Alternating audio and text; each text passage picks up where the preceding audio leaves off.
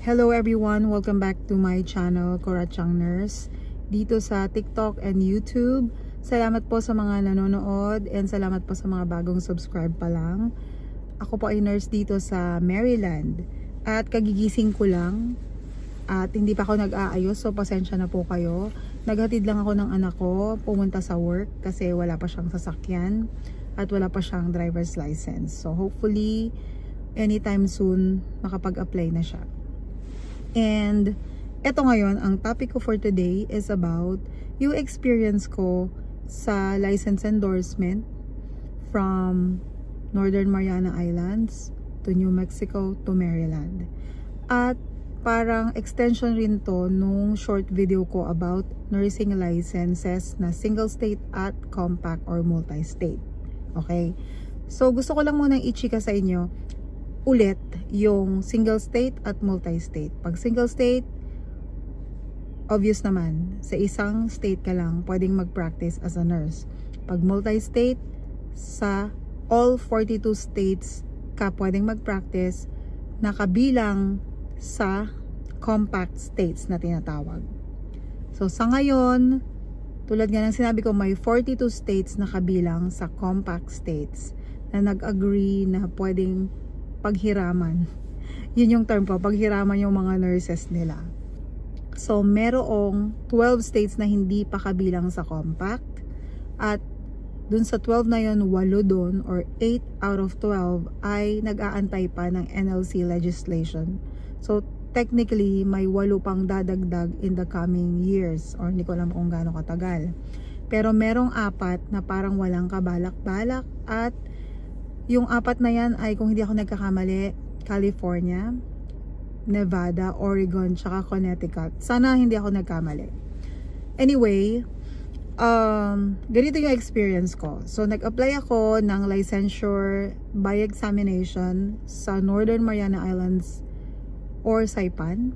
So, nung makapasa na ako at nalaman ko na mag-work pala ako sa New Mexico, nag-process ako ng license endorsement from NMI to New Mexico. So, syempre si MedPro lahat ang gumastos niyan.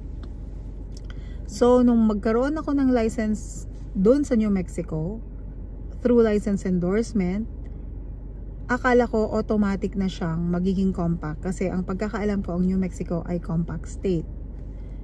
Nalaman ko lang na hindi pa pala siya compact or hindi siya automatic na magiging compact nung nag-apply ako ng online job. Meron akong ina-applyan dati na ang requirement niya ay compact yung license. Tapos, nung chinek niya yung license ko through nurses, hindi naman daw siya compact. So, dinouble check ko, ay hindi pala siya compact. Kasi ang chinika lang sa akin ng MedPro is that once na naka-reside na ako sa New Mexico, kasi nasa Pilipinas pa ako, New Mexico na yung license ko, nakapag-process na ako ng endorsement. So, bago pa ako pumunta dito sa Amerika, may lisensya na ako sa New Mexico.